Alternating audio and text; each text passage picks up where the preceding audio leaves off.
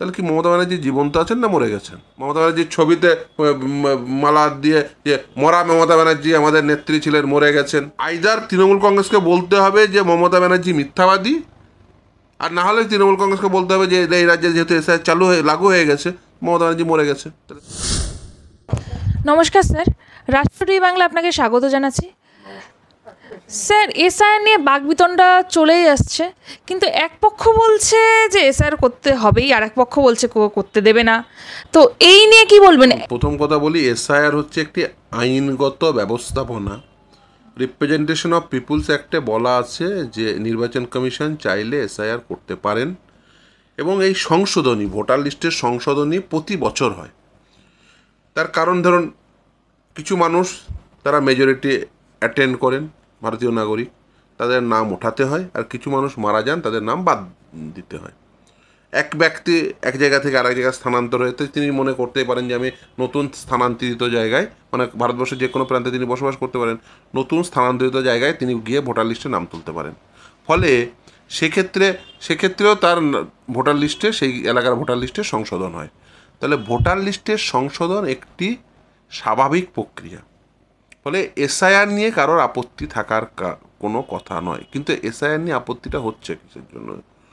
মূলত দুটো কারণ। এক হচ্ছে এসআইআর যে সময়কালে হচ্ছে, সেটা হচ্ছে এখন এসআইআর হলে যদি ধরুন কারোর নাম বাদ যায়, বিভিন্ন কারণে বাদ যেতে পারে। ইভেন ধরুন যাদের নাম, ধরুন একজন ব্যক্তি, তার নাম 2002 সালের পরে ভোটার লিস্টে এসছে, 2002 সালের ভোটার লিস্টে বাবা মার নাম আছে, উভয়ের নাম আছে, কিন্তু স্পেলিংয়ের সামান্য মিস্টেক আছেই, সকলের আছে, সকলের ডকুমেন্টে আছে, ম্যাপিংয়ে এলো না, নাম বাতিল হয়ে গেল। তাহলে নাম তুলতে গেলে যে সময়কাল লাগবে, ইন দ্য মিনহাইল ভোট হয়ে গেল। তাহলে কি হবে? সেই মানুষটি ভোটাধিকার প্রয়োগ করতে পারলেন না। এটা একটা দিক।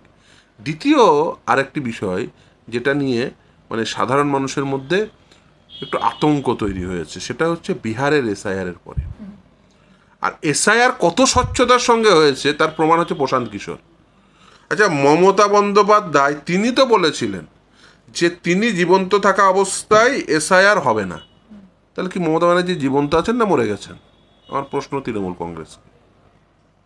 আইদার তৃণমূল কংগ্রেসকে বলতে হবে যে মমতা ব্যানার্জি মিথ্যাবাদী, আর না হলে তৃণমূল কংগ্রেসকে বলতে হবে যে এই রাজ্যে যেহেতু এসআইআর লাগু হয়ে গেছে, মমতা ব্যানার্জি মরে গেছে। তাহলে তৃণমূল কংগ্রেস কি বলবে? যে মমতা ব্যানার্জি মরে গেছে না মমতা ব্যানার্জি মিথ্যাবাদী?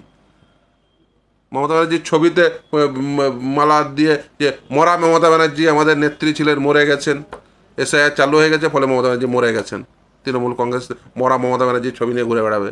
আর না হলে বলবে তৃণমূল কংগ্রেস যে মমতা ব্যানার্জি মিথ্যাবাদী, মিথ্যার প্রতীক মমতা ব্যানার্জি।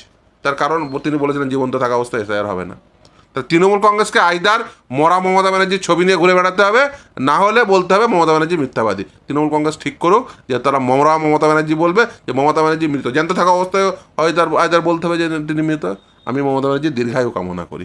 তার কারণ আমি মনে করি মমতা ব্যানার্জি তার এই যে শাসনকালে অনেক দুর্নীতি করেছেন, অনেক দুর্নীতির সঙ্গে যুক্ত আছেন, তাকে দীর্ঘায়ু তার হতেই হবে, তাকে অনেক দিন বাঁচতে হবে, তার কারণ অনেক দিন তাকে জেল খাটতে হবে। আমি মুসলিমদের বলবো, সমস্ত ধর্মাবলম্বীদেরই বলবো, আমি মুসলিম হিন্দু সকলকে বলবো, দেখুন এসআইআর করে কোনো মুসলমানের নামও বাতিল যাবে না, কোনো হিন্দুর নামও বাতিল হবে না। এসআইআরের ফলে যারা মৃত ভোটার তাদের নাম বাতিল হবে, যারা এই দেশের বাসিন্দা নয়, যারা প্রুফ দিতে পারবে না, তাদের নাম মানে অবৈধ, তাদের নাম বাতিল হবে। এখন দেখুন, এই দেশে যারা বছরের পর বছর বসবাস করছে তাদের ভীত সন্তুষ্ট হওয়ার কোনো কারণ নেই। এই যে তৃণমূল কংগ্রেস এই ভীতির ব্যবসা করতে চাইছে, ওরা রাজনৈতিকভাবে এই ভীতির সঞ্চার করিয়ে তার বেনিফিট নিতে চাইছেন। সেই জন্য এসআইআর করার ফলে নাম বাতিল হবে এই ধুঁয়ো তুলে, আর কোথাও একটা এখন ইয়ের মতো হয়ে গেছে, কোথাও একটা ডেড বডি পেলেই হলো ঝাঁপিয়ে পড়ছে, ডেড বডি পেলে ঝাঁপিয়ে পড়ছে, বলছে আঙ্গুল নেই, বলছে আত্মহত্যা করেছে বলে লিখে গেছে। আমি যদি তর্কের ক্ষেত্রে ধরেও নিই যে সত্যি সত্যিই সেটা ভয়ে আতঙ্কে মারা গেছেন, হয়তো সত্যিই মারা গেছেন, যাবেন কেন মারা? এর জন্য দায়ী তো মমতা ব্যানার্জি হবে, কারণ এই রাজ্যে তো এসআইআর হবে না, তিনিই বলেছিলেন। এই রাজ্যে মমতা ব্যানার্জি মুখ্যমন্ত্রী থাকা অবস্থায়, তিনি জ্যান্ত থাকা অবস্থায় এসআইআর হতে দেবেন না বলে তো তিনি আশ্বাস দিয়েছিলেন। আমি যদি বলি যে ওই আত্মহত্যার কারণ যে মমতা ব্যানার্জি জানতো আছে, অথচ এসআইআর হয়ে গেল, সেই এতেই যদি তিনি আত্মহত্যা করে থাকেন, কেউ তো এভাবেই ইন্টারপ্রিট করতে পারে না যে মমতা ব্যানার্জি এসআইআর আটকাতে পারলো না এই কথা বলার পরে, ফলে সে ভীত সন্ত্রস্ত হয়ে তিনি মারা গেছেন, সেই ভীতিতেই মারা গেছেন, এটাও হতে পারে। ফলে মমতা ব্যানার্জির মধ্যে এরকম একটা বিরাট শক্তিমান মানুষ, নেত্রী, সে এসআইআর আটকাতে পারলো না, ও তো আমি কোন ক্ষেতকামুলি, অতএব চলো আত্মহত্যা করো, সে তো হতে পারে কোনো মানুষের তো এর জন্য তো মমতা ব্যানার্জি দায়ী হবে। কারণ মমতা ব্যানার্জির মতো শক্তিশালী নেত্রী, তিনি এসআইআর আটকাতে পারলেন না। তিনি বলেছিলেন যে জানতে থাকা অবস্থায় এসআইআর হবে না, ফলে মমতা ব্যানার্জি দ্বারা চিটেড হয়ে গেছেন, এইভাবে তিনি কেউ এসআইআরের এই ইস্যুতে মমতা ব্যানার্জি চিট করেছে জনগণকে, সেই জন্য সেই আতঙ্কে আত্মহত্যা করতে পারে। বিভিন্ন কারণ হতে পারে, এটাও তো একটা কারণ না, বিভিন্ন কারণে হতে পারে।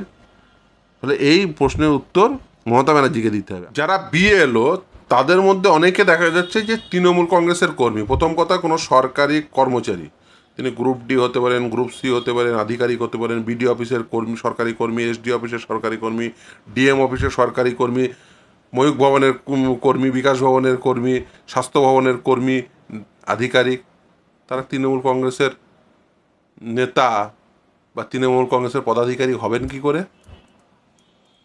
এই বিএলওরা তৃণমূল কংগ্রেসের নেতা বা পদাধিকারী হতে পারেন না। তার কারণ WBSR ওয়েস্ট বেঙ্গল সার্ভিস রুলে একবারে নির্দিষ্টভাবে বার রয়েছে যে সরকারি আধিকারিক কর্মী তারা কোনো রাজনৈতিক দলের সভ্য সদস্য হতে পারেন না, নাম্বার 1।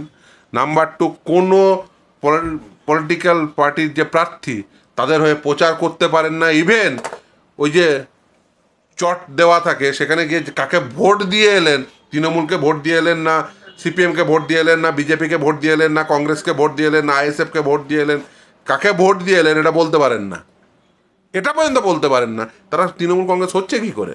আমি সমস্ত জনগণকে বলবো, যেখানে দেখবেন তৃণমূল কংগ্রেসের একজন নেতা বা কর্মী যে সরকারি আধিকারিক, সঙ্গে সঙ্গে সেই দপ্তরের উচ্চতর আধিকারিক যারা রয়েছেন তাকে চিঠি লিখবেন, বাই স্পিড পোস্টে চিঠি পাঠাবেন, চিঠির জেরক্স, স্পিড পোস্টে রিসিট, আর রিসিটের ট্র্যাক রিপোর্ট রেখে দেবেন। আর সঙ্গে যদি নির্বাচন কমিশনের দায়িত্ব পায়, নির্বাচন কমিশনকেও লিখবেন। তারপরেও যদি তাদেরকে সার্ভিস থেকে টার্মিনেট না করে, তাহলে কলকাতা হাইকোর্টে এসে মামলা করবেন সার্ভিস টার্মিনেট করার জন্য।